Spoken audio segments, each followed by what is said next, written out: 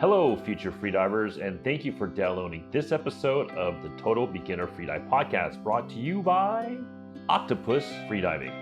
This is episode 10 about what equipment you'll need as a beginner or for your beginner course and general cost. In the next episode, I will go into more details on fins and wetsuits. Jingle, please. 20 years stuck in the office, and now he's traveling the world. Just one breath and diving deep, he's healthier and happier than ever. Freedive nomad, he's found what he wants to do. A freediving podcast for total beginners like you. Freedive nomad, the peace into the deep blue. Make the dream come true, you can do this too. Hello again, Ray here, aka the Freedive Nomad and the host of this show. When I first got into freediving, I thought it was going to be a much cheaper hobby versus scuba diving, as freediving doesn't have as much equipment. But boy, was I seriously wrong. I recently just saw a meme on Facebook that said, steal a man's wallet and he'll be poor for a week. Teach him to dive and he'll be poor for the rest of his life. And that is true for both scuba diving and freediving.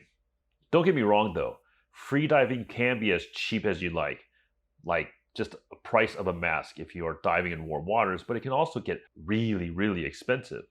If you buy all your equipment at the lower end of the price range, you're still looking at at least a few hundred US. A great budget place to buy your equipment is Decathlon, which is in many, many countries. And they make high quality entry level equipment for any sport, including freediving. Or you can go to Amazon, which quality can be hit and miss, but at least you can return it. As a beginner student, at a minimum, you will need a mask, snorkel, fins, wetsuit, and weights and a weight belt. So for the mask, these can go anywhere from $15 to $50 or more. If you have a mask and snorkel from scuba diving, I would just use those as some of my students have done before. And if you don't have it, this is something I'd consider buying because it's generally not that expensive.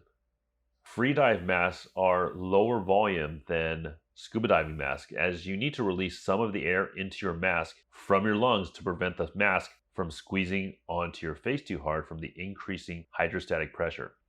And they come with either plastic lenses or tempered glass lenses. Plastic ones are easier to scratch, but harder to break. Glass lenses don't scratch as easily, but can shatter if you drop it. I personally prefer plastic because they come in curved lens, which looks slicker and a less boxy feel versus glass lens. I've seen on some Facebook groups and other online forums with a lot of people asking which masks are the best. And the answer to that is different for everyone, as it really depends on how the mask fits on your face. I have a $15 mask that I bought off Amazon fit better than a $50 branded mask.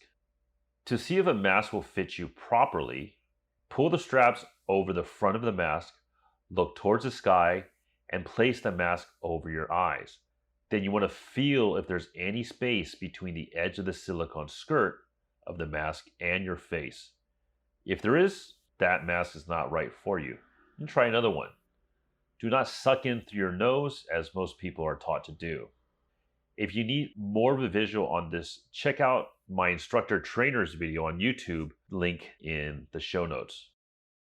The Aqua Lung Sphere mask seems to be the most popular mask out there, and I've heard some people say that it fits 80% of people's faces, but unfortunately, mine is not one of them.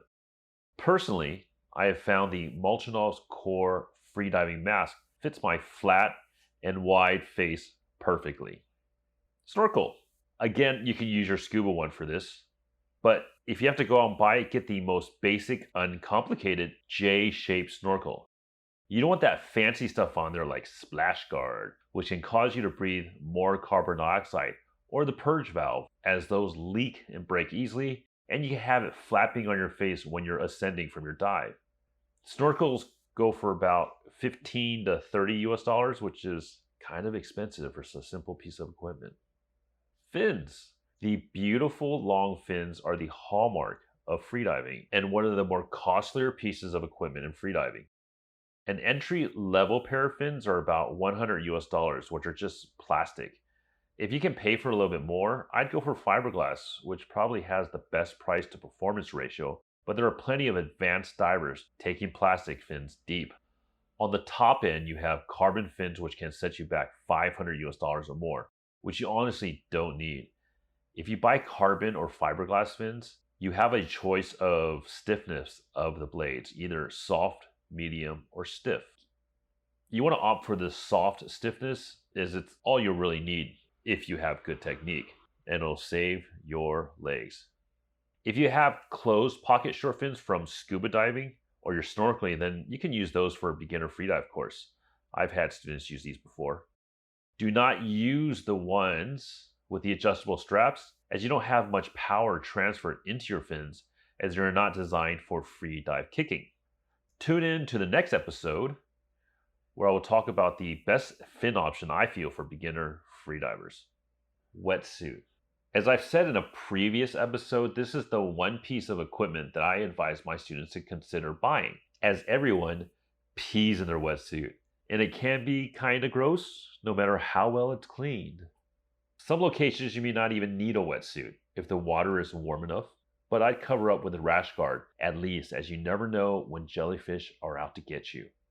Also, even if you are in warm water, because the thermal conductivity of water is 20 times that of air, even water that's just a few degrees below your body temperature is enough to make you feel cold. So layer up. If you already have a wetsuit from scuba or surfing, I check with your instructor if you could use that. No reason to buy a new one. I used my scuba wetsuit for a while until I got my specialized freedive wetsuit. And we'll get into more detail about wetsuits again in the next episode. Weight belt and weights. Freedive weight belt should be rubber. And here's why. As you dive deeper, your body will shrink, especially your core, due to hydrostatic pressure.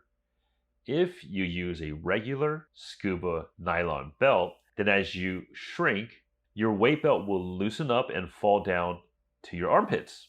With a rubber belt, as you shrink, the rubber belt will continue to cinch onto your waist, staying in place instead of awkwardly in your armpits. Unfortunately, these rubber weight belts cost around $20 to $30. Pretty expensive considering how basic of a product it is, like the Snorkel. For weights. The starting point is the thickness of your wetsuit plus 2 kilograms, or about 4.4 pounds. So, if you have a 5 millimeter wetsuit, then you want to start with 7 kilograms. Just note that everyone's body composition is different, and the range of weights you'll need to wear will vary widely. So that's just a guide. And the first thing you'll do at the start of an open water session is your instructor will check to see if you're properly weighted. I would check with your school or instructor if they provide weights. Most schools that have students who fly in would provide weights you can use, as it can be pretty expensive to fly with them. Now, just a quick bit on choosing the color of your equipment. As you go freediving in bigger groups, or you go to a school or go boat diving, there's going to be a lot of equipment that are the same color and look alike. Most of the equipment is black, so if you have a choice to pick a color other than black, I would do so. Also, mark your equipment. I use a permanent pen to mark my fins, snorkel, and mask, and you can wrap some colorful electrical tape around your snorkel. It'll also help your safety spot you in low visibility waters. So if you ever see my Instagram, that's why I have a lot of hot pink equipment. Easier to find, harder to lose, easier to be spotted in the water, and I just like the color. To try to find used equipment, look for a Facebook group in your area for freediving or spearfishing and post on there. I started one in Las Vegas.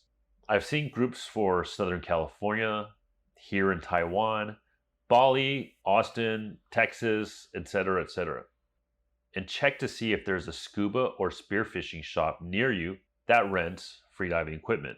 Some have programs where you can use your rental cost and apply them as store credit to buy your equipment from them after a course or later. And that's it for today's show. If you found this podcast really helpful and want some way to support it, you can either leave me a review on the Apple Podcast platform or buy me a coffee at freedivepodcast.com/coffee. Again, that's freedivepodcast.com/coffee. And that's it. Dive safe and never dive alone. 20 years stuck in the office, and now he's traveling the world. Just one breath and diving deep. He's healthier and happier than ever. Freedive nomad, he's found what he wants to do. A freediving podcast for total beginners like you. Freedive nomad, the peace into the deep blue. Make the dream come true. You can do this too.